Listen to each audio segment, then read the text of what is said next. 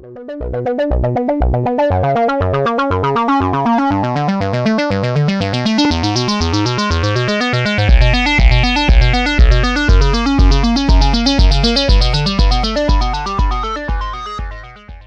Avessidan, bonjour. Bonjour. On est là pour parler de cybersécurité. Donc, tu es thésard au CNRS et tu travailles sur le thème de la cybersécurité avec l'IA. On va commencer avec la question habituelle qui est d'expliquer la cybersécurité sous 3 niveaux de difficulté différentes. Donc, le premier niveau, c'est comme si tu l'expliquais à un enfant de 8 ans. Le deuxième niveau, ça serait si tu l'expliquais à un lycéen, donc qui n'a pas forcément de background dans ce que tu fais. Et le dernier niveau, c'est le niveau où tu vas pouvoir un peu partir plus en détail, si tu as oublié des choses dans les 2 niveaux précédents. Donc, le micro est à toi, je t'en prie. Explique-nous la cybersécurité sous 3 niveaux. Ok. Alors, pour le niveau 1, je te propose qu'on fasse quand même une hypothèse. On va dire que l'enfant de 8 ans, il a accès à une tablette. Je pense que c'est une hypothèse qui paraît raisonnable aujourd'hui. J'en vois tout le temps dans le train. Alors du coup, ce que je dirais à l'enfant de 8 ans, c'est, tu vois, sur ta tablette, tu vois tes dessins, tes jeux, tes notes, parce qu'on peut imaginer qu'il écrit aussi. Bah, en fait, si tu veux pas... Enfin, la cybersécurité, c'est un ensemble d'idées qu'on a pour que personne, aucun inconnu ne puisse accéder à tout ça, à tous tes secrets sur ta tablette, sans ton autorisation. Que tu ne puisses pas le voir, qu'il ne puisse pas le détruire, qu'il ne puisse pas t'empêcher d'y accéder. D'accord, voilà. Donc s'il a des dessins un peu compromettants, exactement, à l'âge de 8 ans... S'il ne veut pas le montrer, il a trop peur, il a trop honte, et qu'il veut pas... voilà, c'était juste pour lui. Exactement. Si on parle à un lycéen, là on prend de notre hypothèse qui est évidemment validée, ils ont tous un smartphone. Et ben là, on peut dire que la cybersécurité, c'est l'ensemble des méthodes et des stratégies qu'on va imaginer pour empêcher en fait de... Comment dire ça, attaquer les données qu'il y a dans leur smartphone. Je pense que dans leur point de vue, c'est ça qui serait le plus dangereux. Ils auront des données peut-être potentiellement sensibles, des photos, des vidéos, on ne sait quoi, des messages particuliers. Ils ne veulent pas qu'on puisse les récupérer, qu'on puisse les voler, qu'on puisse les détruire. Il ne faut pas que ce soit lisible par des gens en qui on n'a pas confiance. Et donc du coup, je pense qu'ils sont tous au courant de la notion de hacker, de cyberattaque. Donc on pourrait leur dire, voilà, vous êtes connecté à Internet avec votre smartphone, vous avez accès à plein de logiciels, vous interagissez, vous échangez des données comme des photos, des vidéos, du son, etc. Bah, les hackers pourraient à tout moment essayer d'accéder à vos données. Et donc du coup, la cybersécurité, c'est un ensemble de stratégies et méthodes qu'on imagine pour que ça n'arrive pas, pour que personne ne puisse accéder à vos données sensibles, les voler et les utiliser contre vous. Voilà. D'accord, donc c'est des méthodes qui se translatent comment? Qu'est-ce que tu veux dire par méthode? J'essaie de t'amener au 3e niveau du coup, de difficulté. Si je vais dans le 3e niveau de difficulté, là ce que je dirais c'est que carrément la cybersécurité c'est un domaine scientifique. D'accord. En fait on va chercher des solutions innovantes pour éradiquer toute vulnérabilité potentielle d'une entité qui est exposée à Internet. Donc, là, pour le coup, je vais plus loin que juste les données. Alors, évidemment, il y a toute la question de gérer la confidentialité des données, l'intégrité des données et la disponibilité de ces données. Mais il y a aussi toute la question d'empêcher que quelqu'un puisse changer le comportement usuel d'une entité qui est connectée. Donc là, quand je parle d'entité, je veux dire appareil, réseau ou carrément tous les serveurs d'une entreprise. Donc ça peut aller très loin. Donc l'exemple du vol et la destruction de données, j'arrête pas de le donner, mais en fait, on peut changer. On peut dire aussi l'exemple d'un hacker qui chercherait juste à nuire à une entreprise en envoyant une attaque de robot sur son site web pour que personne puisse accéder à son logiciel. D'accord. Donc pas avec un but qui est juste destructeur, il n'y a pas de vol ou etc. Ça détruit un peu quand même quelque chose au final. Ce que je veux dire, c'est qu'il y a vraiment un comportement usuel d'un truc. Par exemple, j'ai vu, je ne sais pas si tu as vu, mais récemment, il y a une société de robots aspirateurs qui ont été entre guillemets hackés. D'accord. Et en fait, il y a des gens qui ont réussi à pirater les caméras des robots aspirateurs de personnes un peu partout dans le monde et aussi qui étaient capables de leur envoyer des messages d'insultes. Donc en fait, les robots répétaient des insultes aux personnes dans les maisons. Et donc en fait, ça, c'est un peu, comme je te disais, un exemple de, voilà, il y a un comportement usuel de la machine qui est de nettoyer le sol, juste ça, et de faire du bruit et pour indiquer qu'il y a un objet ou quoi. Là, ça a été complètement détourné. Donc ça aussi, c'est de la cybersécurité finalement, l'ensemble des méthodes qui veulent contrer ce genre d'altération de comportement. Je dirais ça comme ça. D'accord. Donc, du coup, ces méthodes, il y en a plusieurs, j'imagine, parce qu'il y a plusieurs types d'attaques aussi. Je pense qu'on va pouvoir les énumérer au fil du podcast, mais peut-être qu'on pourrait d'abord se focus sur toi Oui. et sur ton sujet de thèse plus particulièrement. Puis après, on parlera de ton expérience de thèse parce que tu es surtout connu pour ça. Enfin, dis-moi, c'est comme ça que moi, je t'ai découvert. Donc, est-ce que tu pourrais nous expliquer ton sujet de thèse, qui est donc la détection de manipulation d'images par l'IA, si j'ai bien compris. C'est ça. À quel niveau tu veux que je l'explique du coup? Je pense que, alors, j'ai pas de grandes connaissances en cybersécurité, mais donc je pense que tu peux faire un peu niveau lycéen, et si je sens que je peux aller un peu plus loin, je te pousse plus loin. Okay. La vérité, c'est que mon sujet de thèse, il est très facile à expliquer, c'est une chance que j'ai, j'admets. Alors du coup, tu vas voir, c'est assez facile. Je pense que tu es au courant qu'aujourd'hui, c'est facile de manipuler des images à différentes fins. Donc notamment, par exemple, le plus simple, c'est d'imaginer manipuler ce que tu vois sur une image pour qu'elle dise autre chose que ce qu'elle est censée dire. Donc, par exemple, là, je parle de photomontage. Ouais. Je parle même pas d'images générées par IA. Là, je parle carrément d'un photomontage. C'est un peu plus vieux que l'IA, quoi. Et donc, du coup, tu es au courant qu'on peut truquer ces photos avec Photoshop, etc., en faisant des mélanges d'images, etc. Très bien. Il y a aussi une autre façon de manipuler des images qui est plus subtile, qui est de dire je manipule les pixels de l'image pour cacher un message à l'intérieur que personne ne pourra accéder, sauf une personne que j'ai envie, pour communiquer secrètement avec elle. Qu'est-ce que je veux dire par là? En fait, tu prends une photo que tu veux. On imagine par exemple un ciel bleu avec une prairie, disons. Je change vite fait les pixels de l'image, mais sans changer vraiment l'image. Donc en fait, visuellement, tu ne verras rien. Et j'envoie ça à quelqu'un qui sait comment récupérer mon message. Et donc en fait, j'ai réussi à avoir une communication secrète dans le sens où si une personne intercepte l'image, un hacker, disons, il n'aura que l'image, il ne va pas comprendre comment la déchiffrer pour trouver le message. Donc ça, c'est une autre forme de manipulation d'image que j'ai étudiée particulièrement dans ma thèse. Ça s'appelle la stéganographie. D'accord. Et donc, je vois dans cette application, est-ce que ça serait plutôt quelque chose qui est lié à la défense nationale, ou peut-être un groupe terroriste qui communique comme ça ou... Exactement. En fait, ça, je pense que c'est l'application qui est la plus simple. Dès que je parle de ce sujet, c'est ce qu'on me dit. Et tu as raison, je suis financé en partie par l'Agence Innovation Défense. D'accord. Et j'ai fait partie d'un grand projet européen avec des policiers un peu internationaux. Et donc, du coup, effectivement, ce genre de problématique les intéresse parce que pour eux aussi, hein, mais ça va dans les deux sens, quoi. Comment faire pour bien communiquer et réussir quand on ne se fait pas attaquer, et comment aussi détecter qu'en fait, un potentiel criminel qu'on suspecte d'avoir utilisé des images pour cacher des messages, détecter qu'il a vraiment fait ça. D'accord. Et en fait, ça va plus loin que la cryptographie, parce que la cryptographie, le problème, c'est que si je t'envoie à toi un message secret et que je le chiffre, et que je te l'envoie, du coup, et en fait, si quelqu'un intercepte la communication, il va quand même voir que je t'ai envoyé un message chiffré. Donc en fait, ça éveille des soupçons automatiquement. D'accord. Alors que l'avantage de la stéganographie, c'est que j'ai utilisé une image pour cacher l'information, que je peux aussi chiffrer d'ailleurs. Et en fait, derrière, personne ne va comprendre en interceptant l'image que je t'ai envoyé un message. D'accord. Donc j'ai par exemple posté une photo sur Facebook voilà. Et en fait, je communique avec... Après, Facebook, c'est très particulier, c'est très bien que tu en parles, parce que quand tu mets une photo sur Facebook, elle va compresser l'image, et donc ça peut détruire ton message. Ah, ok, d'accord. C'est technique. Ouais. mais bon, tu as raison, dans l'idée, c'est ça. Je peux envoyer une image par quelqu'un, disons par Google Drive, au moins là, l'image sera peut-être pas altérée. Et après, il peut la récupérer, et derrière, ça fait un message secret. Donc du coup, je bosse sur des techniques pour aider à détecter ce genre de manipulation, que ce soit photomontage ou alors la stéganographie. Après, il faut savoir que ma problématique de thèse, c'est pas vraiment directement travailler sur des détecteurs qui vont faire ça.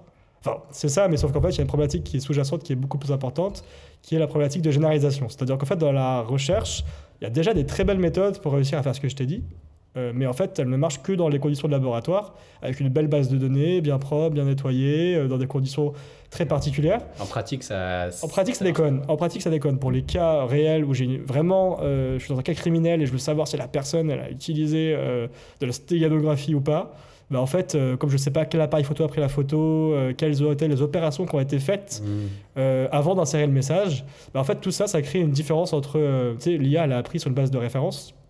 Et cette base de référence, c'était pour dire, voilà ce qu'est une image pas manipulée par rapport à une image manipulée. Si tu changes le référentiel de qu'est-ce que c'est qu'une image pas manipulée, donc en changeant l'appareil photo et les traitements d'images que tu fais, tu changes tout pour le détecteur. Du coup, il marche plus du tout. D'accord, donc c'est par exemple, toi, tu as entraîné ton modèle sur des images en 1080, voilà, si tu veux. Tu évalues sur du, je sais pas moi, 360p, n'importe quoi, et en fait, ça marche plus du tout, quoi. D'accord, ok. Donc, si je comprends bien, donc tu as les deux sujets en question. Donc, du coup, Ouais. c'était l'altération d'image avec Photoshop. Ouais. Et le deuxième, c'était le nom. La stéganographie. La stéganographie, d'accord. Après, il faut savoir que la science qui s'occupe de détecter la stéganographie, ça s'appelle la stéganalyse. En fait, c'est une analogie entre cryptographie et cryptanalyse. D'accord. Voilà. Attends, il y a d'autres trucs que j'ai oublié de dire que je trouve hyper intéressant. Une autre application qui n'est pas la défense, c'est vraiment cybersécurité, c'est qu'en fait, on peut aussi cacher un virus dans une image et les détecteurs de virus ne pensent pas toujours à analyser les images. Et en fait, si je peux te donner un cas très clair qui pourrait peut-être parler aux auditeurs. Est-ce que tu connais GitHub? Ouais. Bon, ben, sur GitHub, la plateforme où on peut échanger du code librement, il y a déjà eu un cas comme ça où en fait, dans le README, il y avait une petite icône de Windows dans lequel il y avait un virus. Et dans le code, parmi toutes les lignes de code, il y avait un tout petit bout de code qui disait va extraire le virus de l'image, du README, et exécute-le. Mais ça se faisait du coup presque en cachette, puisque en fait, il fallait vraiment voir la ligne de code qui faisait ça. Et bien sûr que GitHub n'allait pas voir ça, parce que pour eux, extraire un truc d'une image, c'est pas un virus, quoi. Et en fait, l'image en elle-même n'est pas analysée par l'outil du GitHub. Donc en fait, ça peut vraiment aussi amener. Il y a d'autres cas comme ça qui existent, et donc en fait, c'est vraiment une question de cybersécurité aussi derrière. D'accord. Et ça, c'est aussi lié au fait que les modèles d'antivirus, par exemple, n'ont pas toute la gamme de détection. Oui. Alors, je pense que le plus avancé sur ça, c'est Avast, parce que je travaille avec un chercheur qui est là-bas. mais voilà, sinon, après, les autres, je ne suis pas sûr. D'accord. Et donc, du coup, dans ton sujet, tu dis cybersécurité, mais aussi IA. Qu'est-ce que l'IA, du coup, joue dans ce rôle-là? Je parle au niveau des attaques, par exemple. Donc, tu as les deux sujets en question que tu as mentionnés, c'était le Photoshop et la stéganographie. Qui, j'ai l'impression, ne nécessite pas forcément de l'IA.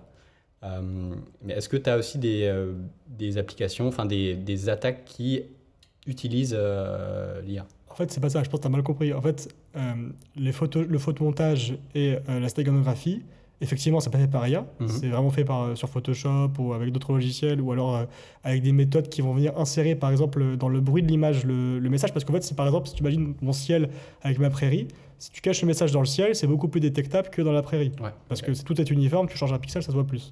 Dans l'herbe, tu verras rien.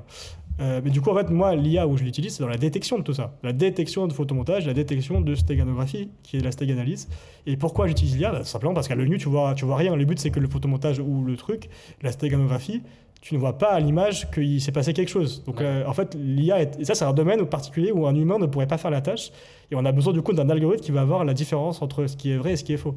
D'accord. Et donc, alors, j'essaie un peu de retourner ma question pour ne pas apparaître débile. Est-ce que tu as de la recherche qui est faite sur les attaques de cyber avec l'IA? Enfin, en gros, est-ce que tu as des chercheurs qui essayent de trouver des nouvelles méthodes d'attaque de cybersécurité, par exemple avec, je sais pas, cryptage vidéo, par exemple, ou peut-être que ça existe déjà, mais tu vois ce que Oui, je vois ce que tu veux dire. Alors, je vais répondre avec mon domaine et pas mon domaine, parce que comme ça, moi, je suis honnête. Pour mon domaine, l'attaque la plus simple, c'est d'essayer de trouver des façons de modifier les images pour que ça soit plus détecté. Donc, en fait, et c'est peut-être pas forcément aussi compliqué que ça aujourd'hui. Mais voilà, donc en fait, même si on prend le cas d'un détecteur d'IA généré, enfin de contenu généré par IA, c'est très compliqué aujourd'hui de faire un détecteur de contenu généré par IA qui va être robuste à toutes les attaques possibles. C'est-à-dire qu'en fait, je prends mon image, je le donne au détecteur, peut-être que là, il la détecte comme étant fait par une IA. Si je crop, que je rechange la taille, que je change la luminosité, que je compresse, tout ça, donc déjà, ça peut l'enlever.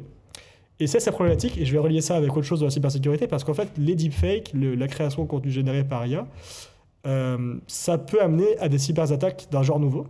D'accord. Notamment tout ce qui est, par exemple, attaque de phishing hyper personnalisée par du social engineering. Donc, par exemple, je code un robot qui va sur LinkedIn et qui va avoir des postes d'employés d'entreprise, et à partir de là, qui va générer des mails avec ChatGPT, disons, et mettre peut-être des fausses photos en images pour illustrer quelque chose, de façon à pouvoir plus facilement atteindre des victimes et en fait les faire cliquer là où il ne faut pas cliquer, quoi. Et donc en fait, vu qu'on peut créer du contenu qui semble authentique, avec de l'IA, en fait, ça va améliorer, entre guillemets, les attaques de phishing. C'est déjà un peu le cas. Il y a déjà eu des attaques de phishing où, par exemple, on a pris la voix du patron, on a envoyé sur WhatsApp un vocal au directeur financier pour lui dire « Vas-y, fais-moi un virement sur ce compte ». Et il l'a vraiment fait. Et donc, du coup, ça existe déjà. Et donc, du coup, il faut des détecteurs de contenu généré par IA. C'est là où j'ai rebondi sur mon histoire. Mais pour l'instant, on peut les attaquer en cherchant à modifier le contenu pour que ce ne soit pas détectable. D'accord.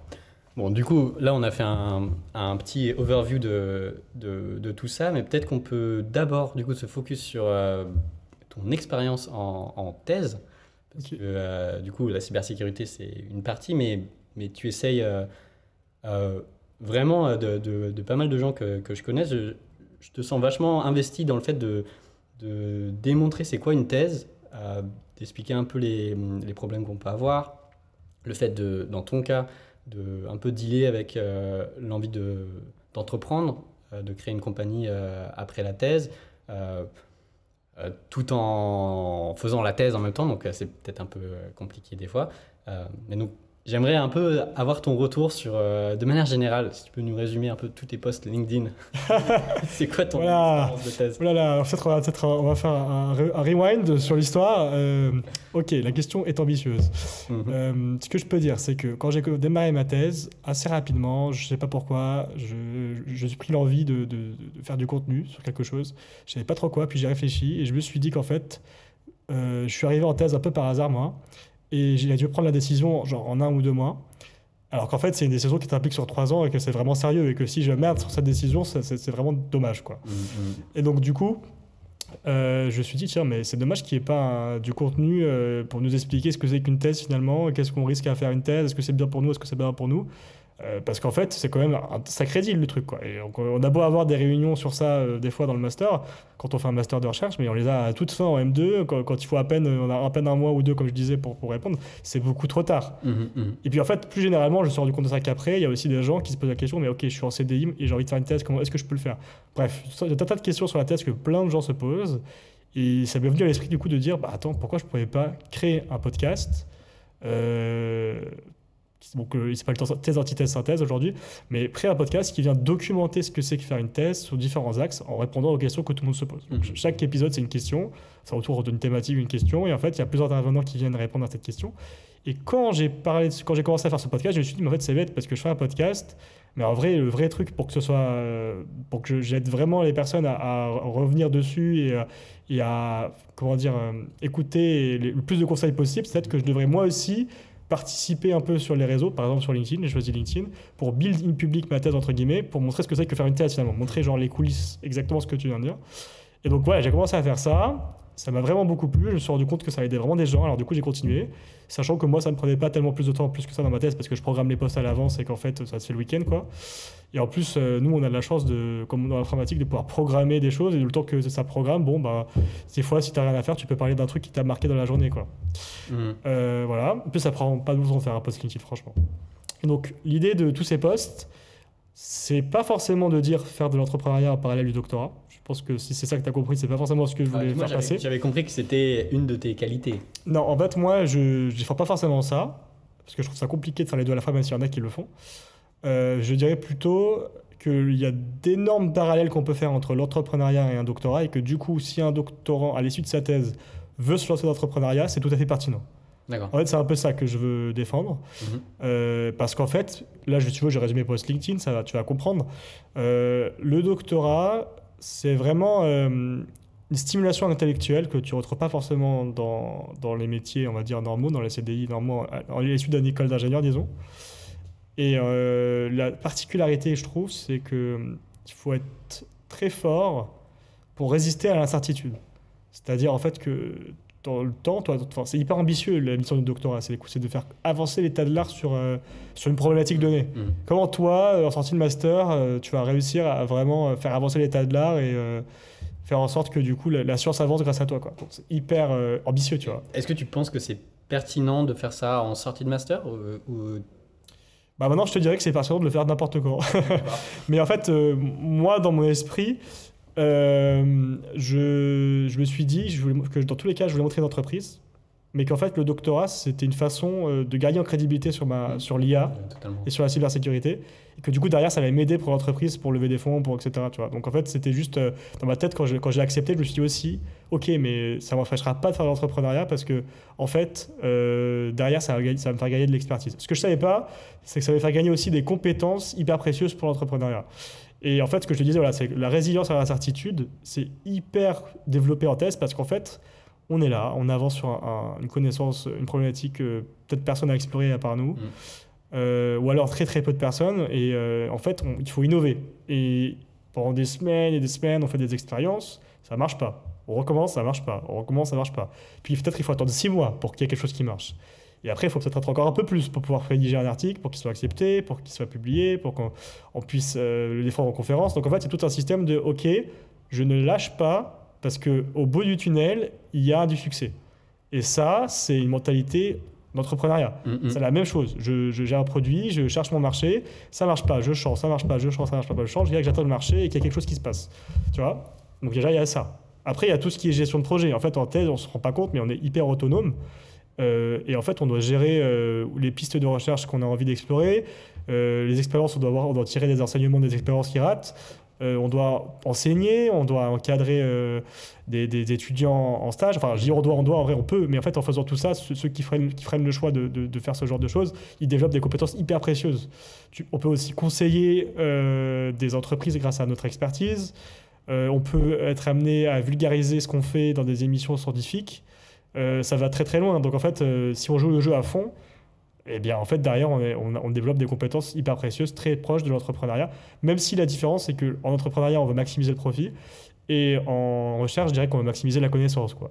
Du coup il y a des choses qui diffèrent évidemment, mais quand même dans les compétences et dans ce qui se passe, je trouve qu'il y a des trucs qui sont très proches. D'accord.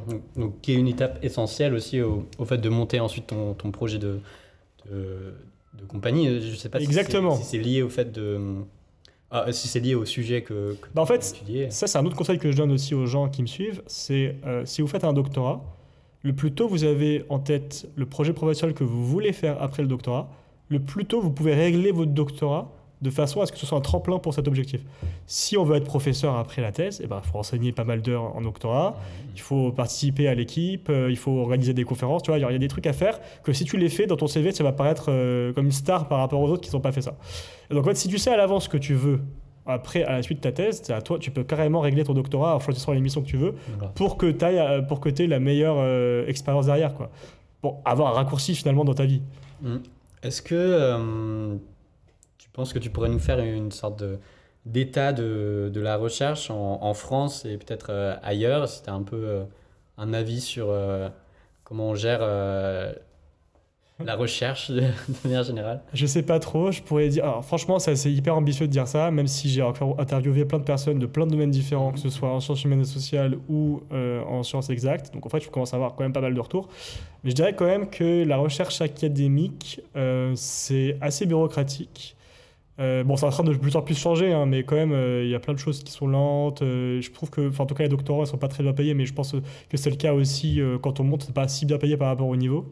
Mais au moins, tu as une liberté exceptionnelle sur tes sujets de recherche, quoi. C'est un frein pour toi d'être payé En fait, il y a plusieurs freins. Moi, il y a plusieurs freins dans cette histoire de recherche. C'est que, effectivement, je trouve que, par rapport à ce que je voudrais faire dans ma vie, si j'ai envie de monter une famille ou quoi, etc., je trouve qu'au niveau de... la façon dont évolue le salaire, ça va pas assez vite pour moi. Ouais.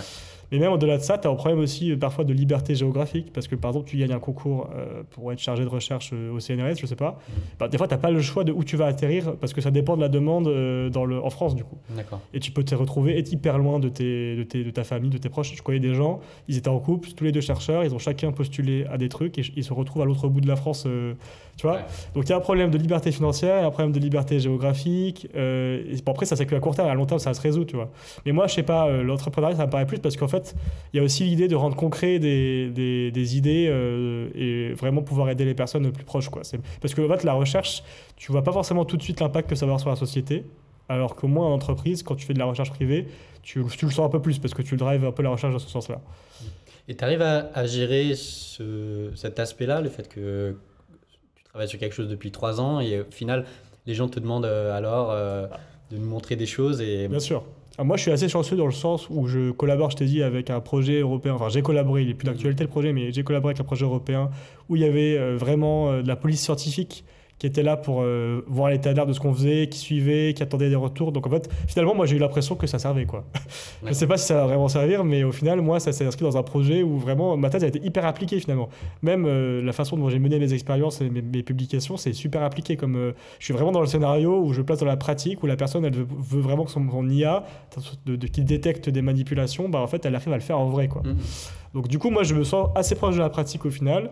Mais en fait, c'est une différence. Bah, tiens, on va parler que de mes postes. T'as raison, au final, on va tout résumer. Il y a l'histoire de différence entre recherche fondamentale et recherche appliquée. La recherche fondamentale, je dis que c'est en fait l'essence qui présente l'existence. Dans le sens où en fait, tu découvres des choses, tu ne sais pas à quoi ça va servir. Et ça va servir peut-être dans 10 ans, dans 20 ans, dans 30 ans, on ne sait pas, mais ça va servir. La recherche appliquée, c'est l'existence présente l'essence. On sait que ça existe. Ok, on peut le trouver, on peut faire des expériences, ça existe. Maintenant, il faut prouver les garanties derrière. Et ça, c'est beaucoup plus compliqué. Et donc, tu vois, tu auras les garanties dans 10 ans, 20 ans, etc. Donc, en fait, c'est deux recherches qui sont un peu parallèles, mais qui se complémentent, quoi. D'accord. Et du coup, tu as interviewé plein de personnes du coup, à travers ton podcast. Qu'est-ce que tu retiens de cette expérience-là? Quelles sont peut-être les leçons que tu as l'impression que les gens ont retenues et aussi les problèmes parce que du coup, toi, tu as parlé de ton expérience à toi, mais en parlant avec plus de monde, qu'est-ce qui ressort le plus souvent? Alors déjà, je me suis rendu compte que mon expérience à moi de thèse en informatique, c'était un peu une expérience hyper privilégiée par rapport aux autres, dans le sens où, en fait, je vis dans un monde de bisounours presque. Non, qu'est-ce que je veux dire par là? J'ai eu la chance d'avoir un super sujet que j'adore, des encadrants et une super équipe, un laboratoire que j'adore. Et donc en fait, je vis une expérience de thèse qui est ultra positive. Et en fait, ce que je me rends compte en parlant avec d'autres personnes, c'est que c'est pas toujours facile de vivre le doctorat. Parce que par exemple, déjà en sciences humaines sociales, les personnes qui font une thèse en sciences humaines sociales, le financement, c'est déjà une galère pour le trouver. Alors que nous, c'est déjà préfet au final. Toi, tu n'as pas eu de galère? Ah non, mon encadrant de thèse, il y avait déjà le financement. En fait, on me l'a proposé. Enfin, tu vois, c'était autre chose. C'était vachement plus simple. Les doctorants en sciences sociales, la plupart du temps, qu'est-ce qu'ils doivent faire? Ils doivent trouver le sujet eux-mêmes. Ils doivent trouver les encadrants eux-mêmes et trouver les financements eux-mêmes pour qu'en fait, ils soient financés. Et alors là, ça rejoint encore plus l'entrepreneuriat parce que tu imagines ce qu'ils font, ce qu'on fait pas. Alors, enfin, ils vont chercher l'argent pour se faire... C'est comme s'ils levaient des fonds pour se faire financer en tant que salarié derrière. Donc, voilà, pour te dire. Donc ça, déjà, ils le vivent pas forcément facilement. Après, moi, je suis en informatique. Du coup, mes expériences, elles sont rapides. Je suis pas obligé de me déplacer toujours au laboratoire. Des fois, je peux avoir travaillé pour moi les expériences genre le week-end. Chose que ne peut pas faire, entre guillemets, les autres matières, quoi. Quand tu fais de la chimie, de l'électricité, de la mécanique, tu es obligé de te déplacer. Il y a un labo. Tout le monde ne peut pas y accéder en même temps. Et donc, en fait, il y a des expériences qui sont plus difficiles que d'autres quand même. Et même la rédaction de mon manuscrit de thèse, moi, comme je suis habitué à utiliser des outils informatiques, c'était plutôt rapide par rapport à d'autres qui prennent des années à écrire leur manuscrit de thèse. Et donc en fait, moi, l'expérience de thèse, je l'ai vécu. Ce que je me rends compte, c'est qu'en informatique, ça me paraît plus simple de l'extérieur. Alors après, en mathématiques, on pourrait dire la même chose parce qu'il y a besoin que d'une clé d'un tableau.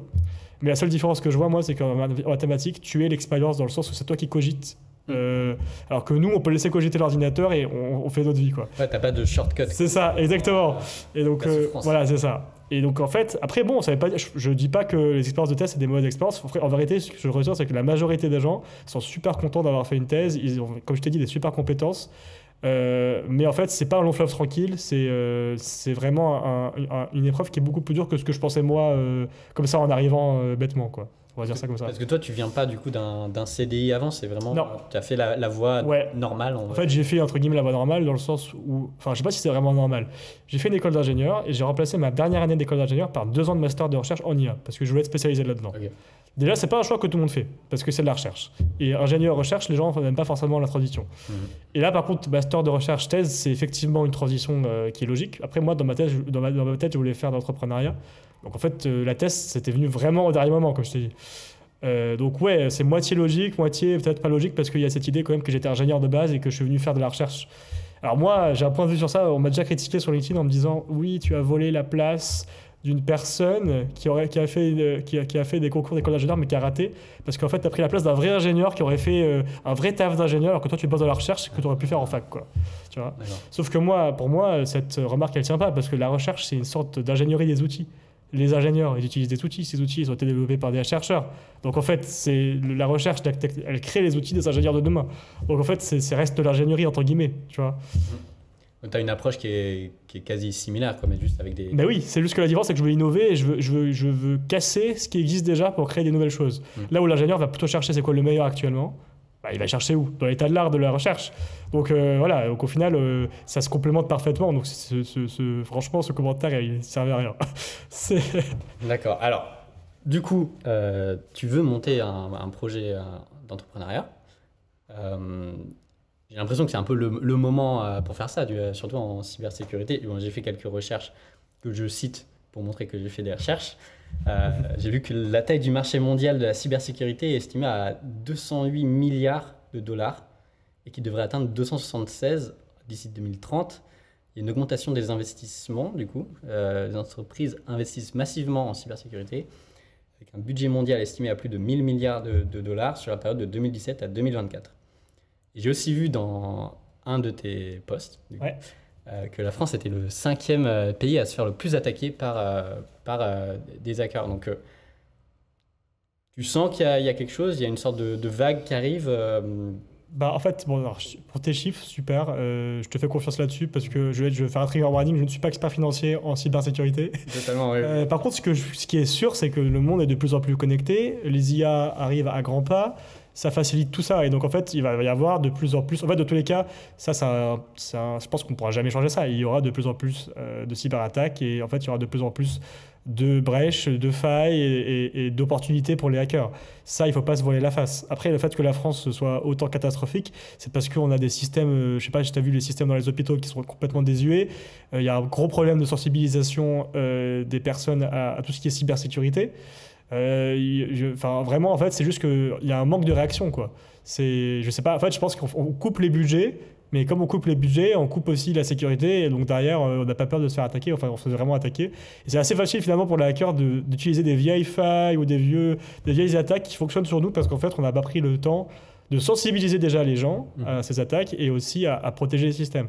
Après, il faut quand même réaliser quelque chose. La vérité, c'est que même les systèmes les plus protégés, la vraie faille de la cybersécurité, c'est les humains plus que les machines, dans le sens où ça fait presque toujours d'un humain le problème. Dans le sens où un humain qui aurait cliqué sur un mail frauduleux, qui aurait téléchargé un logiciel problématique, qui serait allé sur un site de streaming et qui a téléchargé un truc qui ne sait pas, le GitHub que je t'ai dit avec la photo, enfin, c'est toujours ça. En vérité, les plus grosses failles, ça donne un humain à qui on va dérober peut-être des accès, parce que lui, il a accès à des données confidentielles.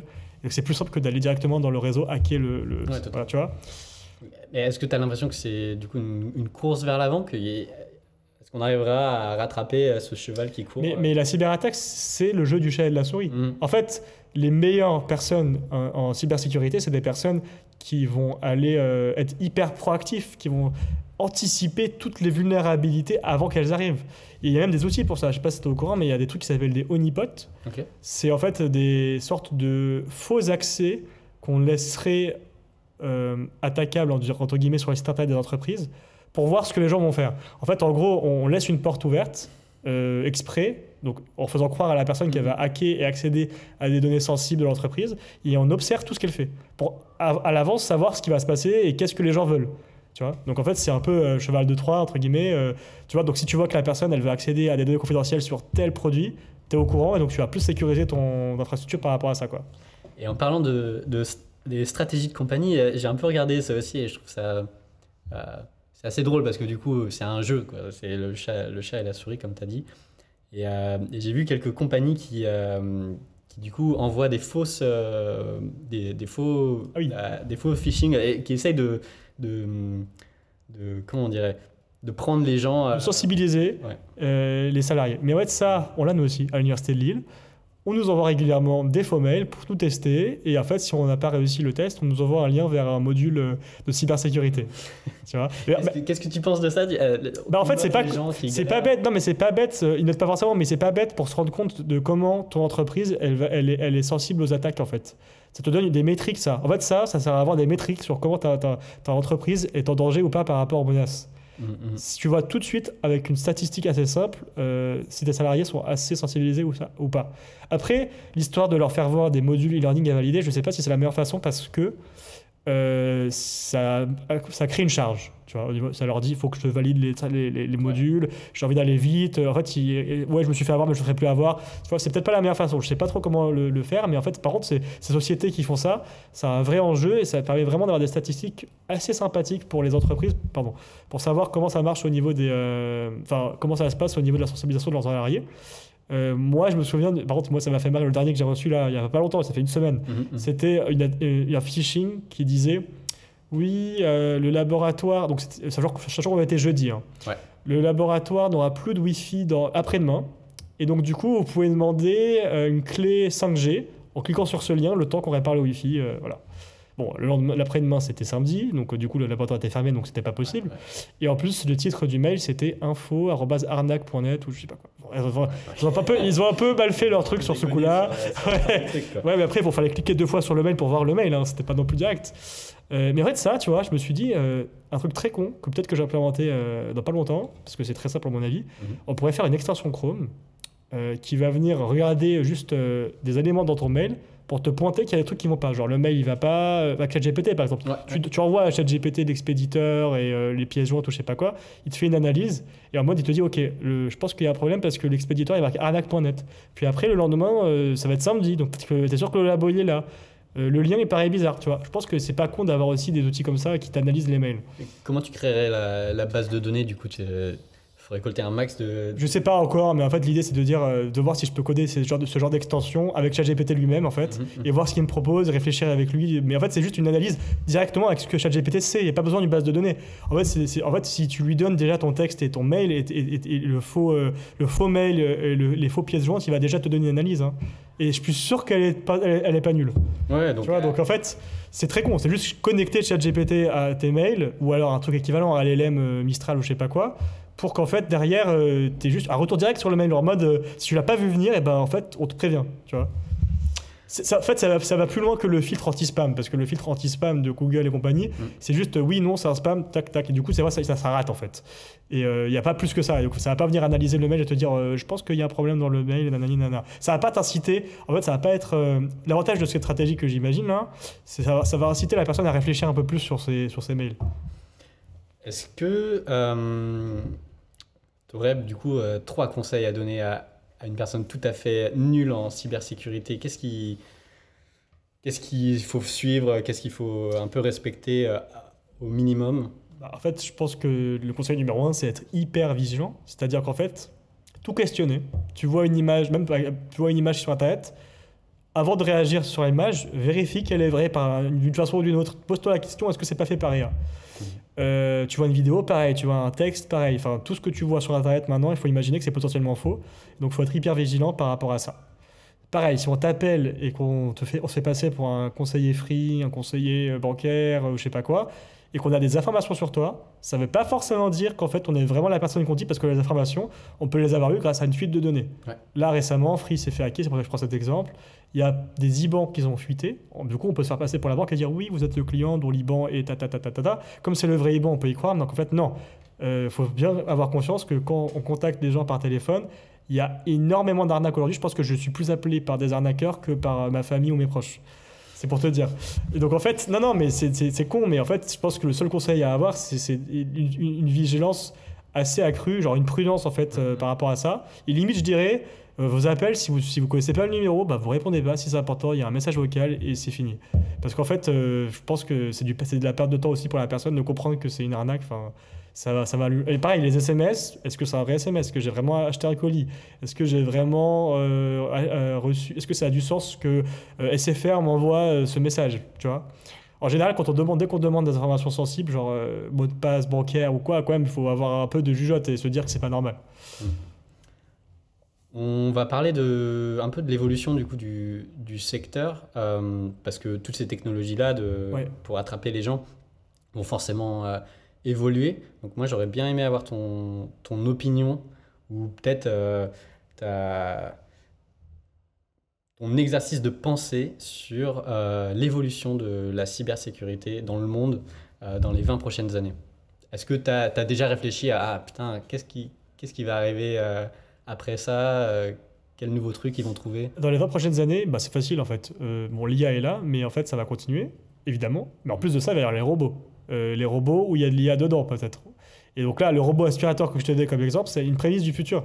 Si plus tard, parce que là, je sais pas si tu as vu le robot de Tesla avec Elon Musk, mais si plus tard on a des robots qui font le ménage, qui plient tes habits, qui interagissent avec toi dans la vie, c'est à câble. Hein. Donc en fait, dès que c'est connecté, il va y avoir un problème. On peut imaginer que des trucs horribles. Donc en fait, ça, en fait, là, il va y avoir une connexion physique. C'est-à-dire que la cybersécurité, ça va pas seulement être dans la virtualité, ça va être aussi dans la réalité.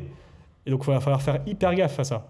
C'est-à-dire qu'en fait, peut-être qu'avant d'acheter un produit connecté, il faudra se poser des questions de qu'est-ce que je risque s'il est hacké, quoi. Et donc, pareil, les voitures autonomes. En fait, on avance vraiment on avance vraiment dans un monde où la réalité va venir se mixer avec la virtualité, même avec le métaverse. Et donc, en fait, ça fait que les cyberattaques vont carrément s'attaquer encore un peu plus dans le physique, quoi. Aujourd'hui, il y a déjà les vols d'identité, des trucs horribles, les usurpations d'identité, etc. Mais ça peut aller plus loin encore. Donc, c'est des vrais risques qui sont en train d'être gérés, imaginés. Alors, avec le quantique, si le quantique, ça arrive dans les 20 prochaines années, il faut savoir qu'on est un peu... Enfin, on n'est pas dans la merde, parce que... Enfin, je ne sais pas trop comment le dire, parce que moi, je ne suis pas trop expert en quantique, mais ce que je peux dire, c'est que si quelqu'un arrive à casser tous les codes RSA qui sont derrière la cryptographie des banques et des transactions bancaires, ça sent pas bon, sachant après qu'il y a quand même des experts qui travaillent aussi sur des stratégies post-quantiques pour préparer ce moment, quoi. Donc c'est-à-dire que là, on est vraiment à fond donc, dans le chat et la souris, on veut être le chat et on veut pouvoir anticiper un maximum. Si on arrive à trouver un algo de cryptographie qui marche en quantique, eh ben, pas de souci, on va le remplacer et donc du coup, on aura plus de problème de casser l'algo actuel. Si on le trouve pas et que quelqu'un est assez intelligent pour le trouver, on risque quelque chose. Donc, tu as une forme de course qui est en train de se jouer. Tu as la course des experts en cybersécurité face à toute la vague que l'IA, les robots, la quantique va amener, quoi. Et en politique? En politique, on a déjà la désinformation avec l'IA, on a déjà... Enfin, c'est surtout ça, en fait. On a déjà de l'influence avec de l'IA, en fait. C'est ça la plus grosse attaque, je trouve, aujourd'hui, parce qu'avant, il y avait des bots, ça se voyait toutes les 2 secondes qu'il y avait des bots. Enfin, je veux dire, ça se voyait très, très rapidement. Aujourd'hui, avec l'IA, avec des LLM, avec des images, avec des vidéos, en fait, les bots sont plus efficaces.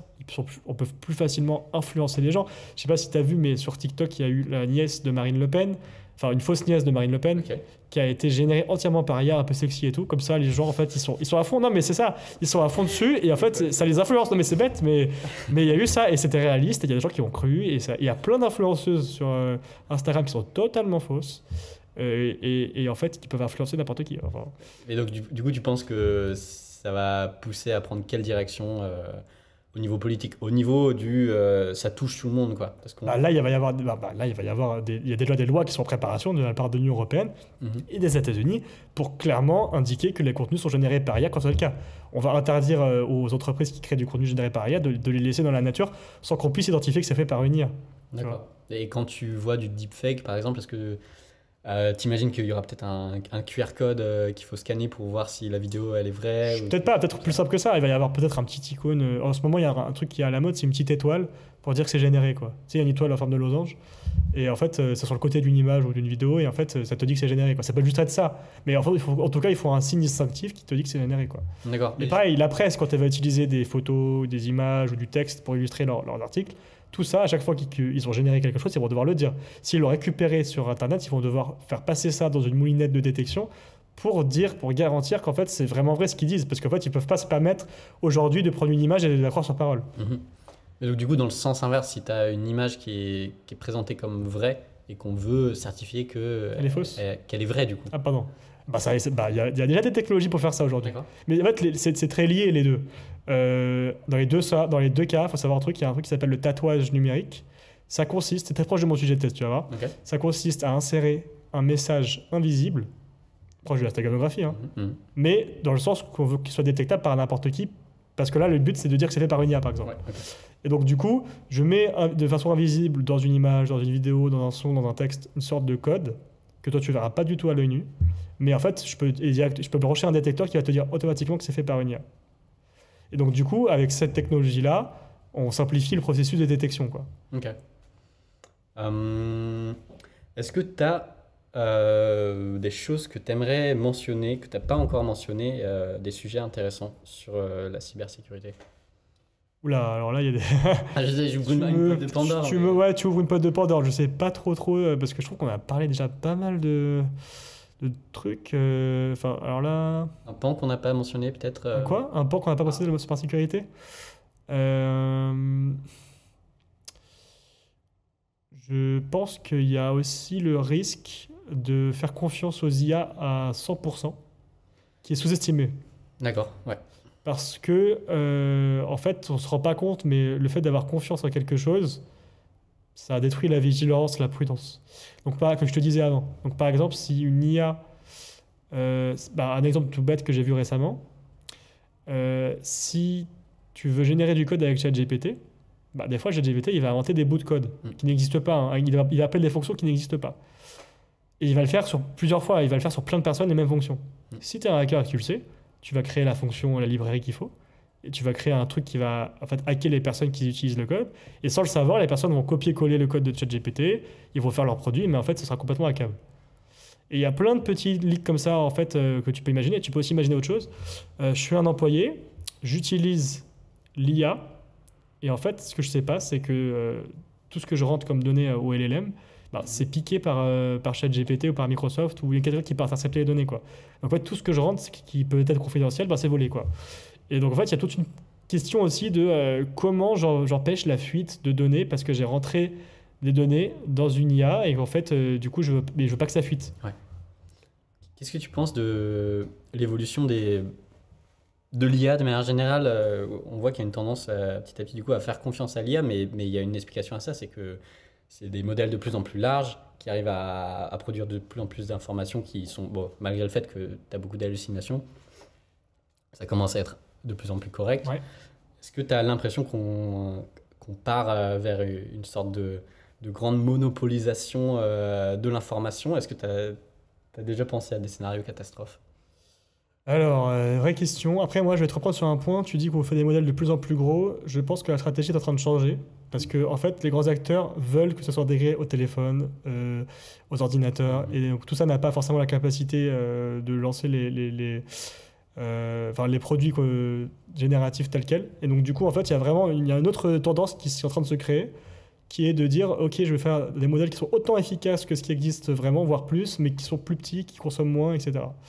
Et ça va dans le sens aussi de l'écologie, etc., si tu veux. Mais, une forme de frugalisation. C'est une forme de frugalisation parce qu'on se dit, après tout, pourquoi il faudrait autant de paramètres pour réussir à faire quelque chose? Ça se trouve, on peut être plus intelligent.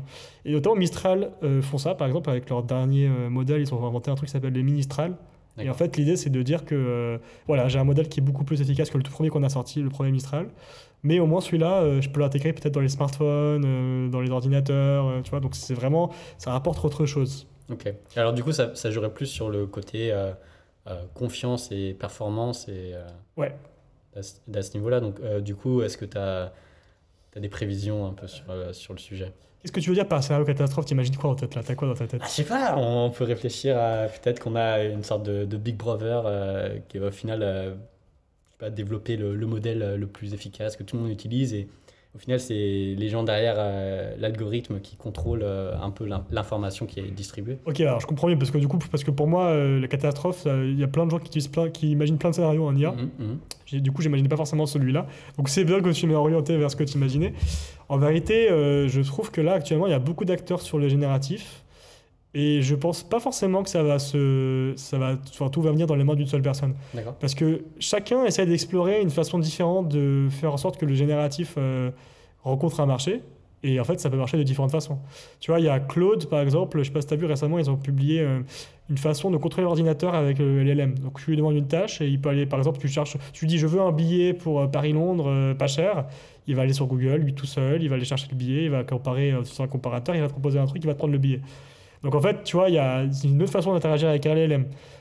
Comment ça marche? Donc ils envoient des screenshots. Alors pour l'instant, c'est ridicule. Des screenshots, pour l'instant, c'est ridicule, je trouve. Des API. Non, si, il y a une API, mais en fait, l'idée, c'est de dire que chaque screenshot est envoyé à l'API qui va du coup faire une action sur l'écran. Oui, voilà. Après, ça pose d'autres questions, hein, parce qu'évidemment, la cybersécurité, là, tu l'oublies parce que t'imagines si l'IA peut contrôler n'importe quoi dans l'écran. Enfin, voilà, faut se poser la question de ce que tu vas faire derrière. Mais ce que je veux dire, c'est que il y a plusieurs utilisations possibles des LLM, et en fait, il y a aussi la volonté des personnes d'utiliser des outils peut-être déjà nationaux pour Mistral. Il y a aussi la volonté d'utiliser des outils qui qui vont pas nous, pour lesquels on n'a pas l'impression qu'ils vont nous voler nos données, pour qui on a confiance. Et en fait, avoir cette confiance, c'est pas facile. Donc OpenAI ne l'a pas forcément, cette confiance. Qui ça? OpenAI n'a pas forcément cette confiance. Mais par contre, Mistral l'a plus. Tu vois, on a plus envie d'utiliser Mistral, on leur fait plus confiance sur le respect des lois parce que c'est en Europe, etc. Et en fait, il y a plein de petits écosystèmes qui sont en train d'être créés en LLM. De toute façon, ceux qui font n'importe quoi et qui utilisent juste le LLM comme ça, qui existe déjà, ça va se passer, ils vont se casser la gueule. Mais ceux qui refont leur propre LLM avec une valeur ajoutée pour quelque chose, moi, je pense que ça a du sens. Tu vois, il y en a, par exemple, qui font un LLM spécialisé pour retrouver tes documents dans l'entreprise. Et en fait, limite, tu peux avoir ton propre LLM interne pour l'entreprise qui n'est pas connecté à Internet. Du coup, c'est plus safe en termes de sécurité. Et tu peux retrouver tous tes documents, interagir avec les gens que tu veux. Enfin, tu peux restreindre l'accès. Enfin, tu vois, il y a des choses plus intelligentes que tu peux faire. Et ça chacun a son marché, quoi. D'accord. C'est une tendance que tu vois, du coup. Ouais, bah là, en fait, les entreprises, elles veulent tous utiliser. En fait, si aujourd'hui une entreprise décide de ne jamais utiliser d'IA pour ses activités. Le problème, c'est que ces employés vont le faire parce qu'au bout d'un moment, ils vont comprendre que c'est intéressant, ça peut être plus productif, de gagner du temps. Et il y a le risque, du coup, que ça fuite sur Internet. Mais du coup, pour contrer ce risque, il faut dès à présent permettre aux salariés d'utiliser de l'IA, mais pourquoi pas de l'IA d'un outil qui est sécurisé et propre d'une autre entreprise qui fait ça, quoi.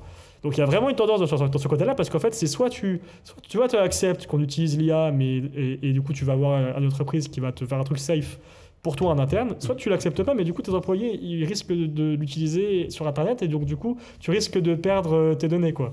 Tu vois? J'ai l'impression que tu me fais un pitch de start-up. Non mais je sais pas, c'est pas l'idée que je vise dans la start-up, mais c'est juste pour te dire que ce genre de business existe. Est-ce que tu peux nous en parler de ta startup ou tu préfères je peux en parler un tout petit peu, ça va juste tourner autour de la détection de fake. D'accord. Okay. Ce qu'on disait juste avant, l'idée qu'en fait tout va être on est dans un monde où en fait, plus les choses avancent, plus on a des risques de désinformation, de cyberattaques, tout ça parce qu'en fait on peut générer des contenus réalistes avec de l'IA.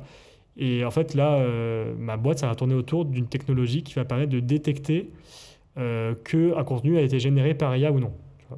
Et en fait, ça, je peux le faire assez facilement en transition avec ma thèse, parce que dans ma thèse, la détection de manipulation d'images que j'ai utilisée, c'est aussi pertinent pour la détection d'images générées, et donc du coup, ça se transfère assez bien.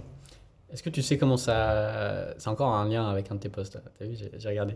Est-ce que tu peux nous expliquer comment ça marche un détecteur de texte pour voir si tu as généré ça avec ChatGPT, parce que tu en as parlé récemment. Alors, il faut savoir que les détecteurs de texte, c'est peut-être le plus dur, je pense, actuellement. D'accord.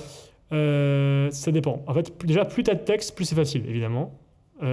Si tu prends les dernières versions aujourd'hui, en vérité, l'idée, c'est de dire que tu vas entraîner une IA, tu vas lui donner du texte pris de sources pour lesquelles tu es sûr que c'est des humains qui ont écrit, et tu vas lui donner aussi tout ce qui est généré par ChatGPT.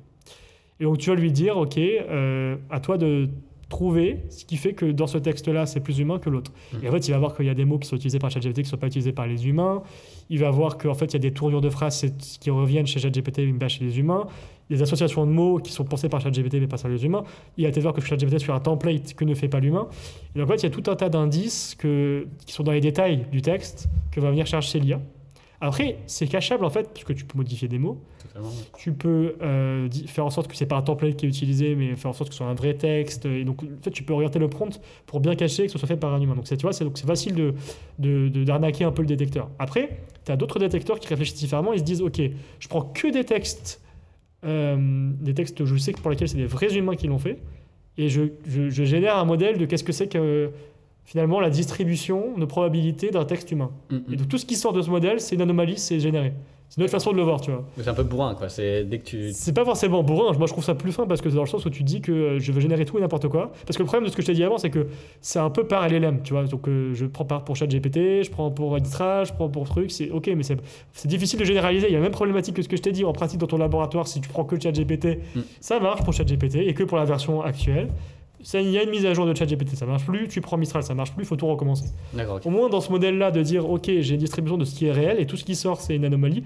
Déjà, c'est plus fin parce qu'en fait, tu vas venir détecter tout presque. Ouais, parce que c'est le truc qui change pas, c'est l'humain. Exactement, exactement. Et donc du coup, après, je t'ai dit, il y a des méthodes aujourd'hui qui sont là, qui existent pour dire je vais faire exprès d'insérer un tatouage dans le texte qui va trahir que c'est fait par une IA. Et Google l'a fait récemment avec SaintID.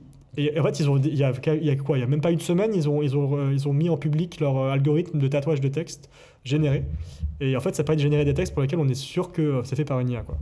D'accord, ok. Et donc ça serait quoi comme application du coup? Et bah, et la loi va imposer qu'en fait, on puisse détecter que. On passe par, Oui, qu'on passe par. Alors, pas forcément celui de Google, hein, mais que notre LLM qui va générer du contenu soit tatoué pour qu'en fait, derrière, on puisse certifier que c'est fait par une IA. Parce qu'en fait, si tu prends juste mon détecteur initialement, le problème, c'est que ça va pas être fiable à 100%. Il y a toujours un degré d'incertitude avec les IA. Mais l'avantage du tatouage, c'est comme tu as mis un signal exprès dans le texte pour dire que c'est fait par une IA, c'est beaucoup plus fiable. Et donc, du coup, en fait, c'est là que va s'inscrire la loi, quoi. Et tu penses qu'on peut appliquer ça à des compagnies qui sont étrangères à peut-être l'Europe où tu as le plus de En régulation? fait, les États-Unis ont déjà parlé de ça aussi. Biden a déjà écrit un acte dans lequel il parle explicitement des tatouages pour les images et pour les vidéos et aussi pour le texte, je crois. Donc, en fait, alors, il faut savoir que Google est dessus quand même. Meta est aussi dessus. On voit que les acteurs de la tech sont dessus, quoi. OpenAI, ils ont même fait un détecteur de ChatGPT, mais ils ont dit qu'il était tellement bon qu'en fait, ils veulent pas le donner parce que si jamais ils le donnent, les gens vont arrêter d'utiliser parce que les utilisateurs principaux, c'est des étudiants qui vont tricher. Tu vois? Donc, est-ce qu'il y a... ça, j'ai absolument pas regardé, mais est-ce qu'il y a une scène de compagnie LLM en Chine, en Russie c'est sûr qu'il y en a à mon avis, mais alors là, j'avoue que je les connais pas pour l'instant, mais je suis sûr qu'il y en a. Ça m'étonnerait pas. Déjà, mais attends, non, je vais dire une bêtise. Non, il y a pas, je les connais pas. Je pourrais pas te dire, mais je suis sûr qu'il y en a, c'est évident. Et même pour revenir pour le tatouage, il y a un autre truc qui pourrait être sympa, c'est aussi de dire que, tu vois, comme je te disais, si imagine que ton entreprise, elle offre une solution d'IA à des, comment ça s'appelle, à des salariés.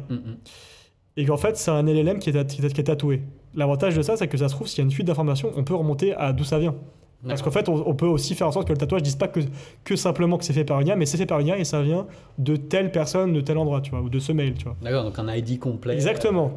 Aujourd'hui, ça sert pour le copyright, en fait, ça. Tu vois, pour l'authenticité des images. Tu vois, aujourd'hui, ça sert déjà pour dire que cette image est une vraie image faite par un photographe et ça appartient à ce photographe. Ok, d'accord. Et aussi pour Hollywood, genre, ce film a été fait par telle équipe de film. Donc, si jamais quelqu'un s'amuse à filmer dans le cinéma le film, bah, y a un tatouage dans le film qui ne sait pas, qu'en fait, on peut remonter au cinéma et à la salle qui permet, en fait, à Hollywood d'envoyer la facture, quoi. C'est intéressant, ouais. Ah, c'est super intéressant. Est-ce que tu as des ressources que tu aimerais recommander aux personnes qui essaient de s'intéresser à la cybersécurité? Ouais, bah, il y a une principale. Honnêtement, sur LinkedIn, il y a une influenceuse qui s'appelle Yasmine Douadi. Okay. Elle fait plein de tables rondes sur la cybersécurité qui sont hyper pertinentes avec des invités. Un peu ce que je fais moi dans mon podcast pour la thèse, mais pour la cybersécurité. Et en fait, elle est assez connue sur LinkedIn, hein, franchement. Et en plus, franchement, tous ses posts, je trouve ça hyper pertinent. Ça part toujours d'un truc d'actualité, ça va très loin dans les discussions. Si on veut suivre la cybersécurité, je pense que ces posts, c'est un point de départ incroyable. Et aujourd'hui, tu vois, je préfère conseiller une personne qu'un site genre Hacker News ou je sais pas quoi, qui me semble plus difficile à comprendre qu'une personne qui essaye de vulgariser le domaine, tu vois. D'accord, mais des livres ou des choses comme ça? Des livres, alors j'ai pas de livre en tête, parce que comme je t'ai dit, mon domaine de base, c'est pas la cybersécurité, c'est l'IA. Je suis retrouvé dedans par le fait de la thèse et du sujet qu'on va proposer. Mais de base, en fait, moi, j'étais surtout spécialisé en IA et donc, du coup, j'ai pas forcément lu des livres de cybersécurité qui vont parler de réseaux, de télécommunications, de tentatives d'intrusion. Tu vois, en plus, là, tout ce qu'on parle depuis tout à l'heure, c'est un peu très récent, genre les images générées par IA, tout ça, avec la cybersécurité. Je suis pas sûr qu'il y a des livres hyper pertinents encore qui sont déjà sortis, quoi.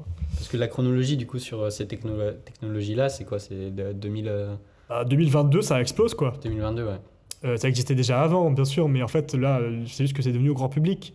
Tout le monde ne pensait pas à utiliser GPT-2 pour créer une cyberattaque. Tu vois, GPT-2, le seul truc que les gens connaissent, à mon avis, peut-être, s'ils connaissent vraiment, il faut vraiment être bon pour connaître ça, c'est le jeu iDungeon. C'était un jeu où tu avais GPT-2 qui te permettait de créer des histoires, en fait. Tu donnais des éléments et il créait juste une histoire, genre comme une fable. C'était déjà sympa, hein. Et en fait, toi, c'était un peu l'histoire dont tu es le héros, parce qu'il te proposait est-ce que tu veux plutôt une suite comme ça ou une suite comme ça. Et donc, du coup, tu jouais avec lui et tu faisais juste des histoires. Et c'était déjà GPT-2, c'était déjà pas mal pour l'époque, mais il pouvait faire que ça. Est-ce que l'origine de la création, c'était du coup lié au jeu vidéo ou c'était juste une application? Non, je pense que c'était juste une application. Ils en ont profité juste pour faire connaître le truc, et ça n'a pas forcément marché par rapport à ChatGPT. Ok. Mais voilà, donc c'est pour dire que cette technologie-là, en vérité, ils y pensent depuis un bail, en fait, OpenAI. Et ils ont essayé plusieurs petits produits. Même avant ChatGPT, il y avait un GPT Notebook que moi j'utilisais déjà, je connaissais déjà le truc. Et je trouvais ça déjà formidable à l'époque. Et en fait, c'est d'un coup que ChatGPT est arrivé, ils ont trouvé la bonne interface, la bonne façon d'accéder au marché. Et là, ça s'est fait connaître, ça a fait un boom de tout en fait. Ça a permis de faire un boom de tout ce qui est génératif, parce qu'en fait, tout ce qui est génératif, l'avantage, c'est que c'est très visuel, c'est très simple à comprendre, alors que même que l'IA, en fait, c'est beaucoup plus vaste que juste le génératif. Hein, il y a beaucoup plus d'applications que ça. Voilà. Un mot pour décrire ta thèse. Ah ouais, à mon pour écrire ma Un mot pour thèse, décrire ta thèse. je dirais passionnant quoi. Ok. C'est vraiment stimulant, passionnant. Je sais pas, je vrai qu'un mot, mais en vrai, j'ai envie d'en dire plein quoi. Il y a résilience, il y a passion, il y a challenge, il y a aussi, je sais pas comment dire ça, mais prendre sur D'accord. soi. Prise de parole, enfin bref, c'est tout, je vais m'arrêter là. Non, mais Ouais, pourquoi j'y prends sur ça? Parce qu'il y a des échecs, il y a pas mal d'échecs, il y a énormément d'échecs. Il n'y a pas que les rejets d'articles, hein, même avant ça, les expériences qu'il faut, etc. sur le long terme. C'est assez dur. Moi, ce que je conseille aux gens, c'est toujours d'avoir une activité en plus de leur thèse qui leur permet d'avoir un succès. Parce que par exemple, t'adores faire du badminton, tu fais du badminton, en fait, tu le sens bien, tu te sens bien. pas Moi, une forme d'itération. exactement, de succès, en fait, exactement, avoir tout le temps, au moins une fois par mois, un moment où on se ressource et en fait on reprend de la motivation. Moi, par exemple, c'était le podcast, tout simplement, parce que je faisais un épisode par mois et j'adorais parler avec les intervenants et découvrir des nouveaux trucs que je connaissais pas. Et ça me redonnait une énergie pour continuer mes expériences, en fait. C'est bête, mais voilà, ça peut être n'importe quoi après. Même l'enseignement, c'était bien. L'enseignement, ça te fait sortir de ta bulle de recherche. Et en fait, tu es en contact avec des étudiants et en fait, tu changes complètement de monde et ça te déconnecte en fait, mais pour mieux te reconnecter derrière, quoi. Et tu vas continuer du coup les LinkedIn ou c'est un peu quelque chose que Ah non, je vais continuer. En fait, moi, mon plan, c'est maintenant que je vais être entrepreneur après un doctorat, c'est de building public. Qu'est-ce que c'est que d'être doctopreneur, en fait? Tu vois? Parce qu'en fait, il y a encore trop de personnes qui pensent que le doctorat, l'entrepreneuriat, c'est pas possible. On peut pas, c'est impossible, c'est pas dans l'esprit. Parce qu'en fait, il faut être professeur après un doctorat, etc. Moi, je vais un peu casser ça en montrant déjà avec ma thèse que moi je trouve plein de liens et là je vais les appliquer et je vais montrer vraiment que enfin je vais essayer de vraiment building public tout ce que la thèse m'a apporté pour mon expérience d'entrepreneuriat mais aussi peut-être mon expérience de CTO, tu vois. Moi mon idée c'est d'être CTO et que derrière je puisse aussi parler de cette expérience là. Enfin, plus globalement je vais building public la suite de l'histoire, quoi. C'est super cool. Et par contre, ce qui est génial, c'est que tu as invité. Et en fait, ce qui va se passer, c'est que je vais renvoyer les gens qui s'intéressent à la thèse vers Anna Mergui, que tu as déjà invitée. Parce qu'elle, elle va rentrer en thèse quand moi, je vais commencer finalement ma boîte, plus ou moins. Enfin, peut-être qu'elle est déjà rentrée en thèse, mais ça coïncide plus ou moins. Et elle va pouvoir parler de ce que c'est qu'une thèse en entreprise, en étant une femme en plus, dans l'IA. Donc en fait, c'est génial. C'est le passage du flambeau. Exactement, je passe le flambeau à Anna, quoi. Je vais vraiment faire un post comme ça, quoi. C'est super cool. Bon, j'ai l'impression qu'on a fait un tour de tout. Donc, je peux t'amener enfin à la dernière question que je pose à chaque fois. Donc, je vais te la lire parce que c'est pas un truc qui sort de ma tête. Mais en gros, ça va t'amener à réfléchir un peu sur ce qui est vraiment important. Ok. Je te la lis. Un livre, un poème, une chanson, une œuvre. Si le monde devait brûler demain et qu'il revenait à toi de sauver une œuvre d'art, quel que soit son type, pour qu'elle erre dans l'espace et que quelqu'un ou quelque chose puisse la retrouver un jour, que choisirais-tu? Waouh, c'était profond. T'as vu? Ah là là, mais j'ai pas de dire un truc bateau, quoi. Après, moi j'ai eu plein de réponses différentes. Un œuvre, une œuvre d'art, une musique, n'importe quoi. Ouais, des gens ils sortent, je sais pas, une musique personne connaît, d'un groupe totalement obscur. Ah ouais, à ce point-là. En fait, moi, j'adore tellement. Enfin, j'ai du mal à établir des préférences dans tout ce que je fais parce que enfin, je consomme, mais j'adore, mais en fait, j'ai pas de. Tu sais, j'ai du mal à dire, ok, ce film-là, c'était vraiment le meilleur film que j'ai vu de ma vie. Bref. Mais ça me fait réfléchir, du coup, ta question. Ah, c'est difficile. Dis quoi, un livre, Vraiment, c'est ce que tu veux. C'est un truc qui peut être considéré comme une œuvre d'art. Après, tu vois, du code, ça peut être une œuvre d'art aussi, hein. Il n'y a pas de. La définition est assez abstraite, hein. Oui, c'est vrai, t'as raison. Très bonne question. Je me sens piégé presque. Est-ce qu'il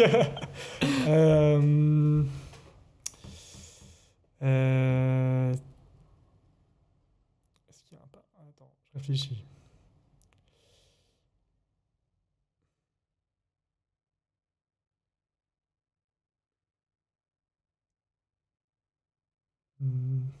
Attends, tu pourras couper, non?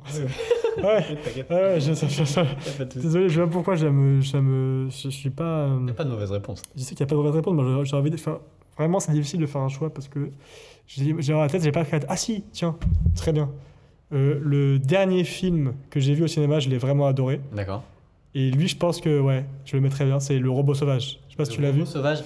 Le Robot Sauvage, c'est le dernier DreamWorks. Ouais. Ils ont complètement changé DreamWorks. Je sais pas ce qui s'est passé dans le studio, mais là, ils ont vraiment fait une histoire que j'adore. Et pour le coup, je pense qu'elle mérite d'être dans l'espace.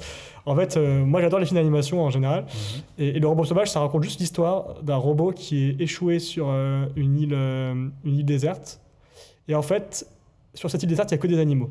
Et c'est un robot qui est programmé pour répondre à des besoins humains, en fait, de base. D'accord. Donc il y a un animal qui clique dessus, et le robot, il dit, mais alors, quelle est la mission? Quelle est la mission? Il comprend pas, parce qu'il demande aux animaux, est-ce que vous avez une mission pour moi? Et son but, son existence n'est là que pour créer une mission. Et en fait, ce qui va se passer, c'est que c'est une IA hyper intelligente, donc ça peut vraiment être le futur. Au fur et à mesure du temps, comme lui, il est habitué au langage humain, il va devoir apprendre le langage des animaux, donc il s'entraîne en fait, il s'entraîne, il sait parler avec les animaux, il permet même aux animaux de comprendre ce qu'ils disent entre eux, du coup.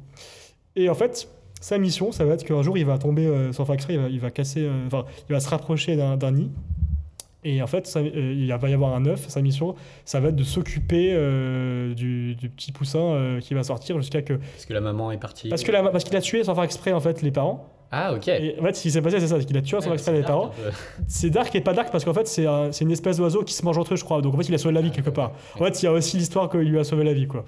Bref, et en fait, l'histoire, donc il y a cet enfant et en fait, il y a un animal dans la forêt qui lui dit, bah ta mission, c'est de l'élever, lui faire nager et faire en sorte qu'il puisse voler parce qu'il va devoir se casser en hiver parce que sinon, il va mourir, quoi. Il doit partir faire une migration.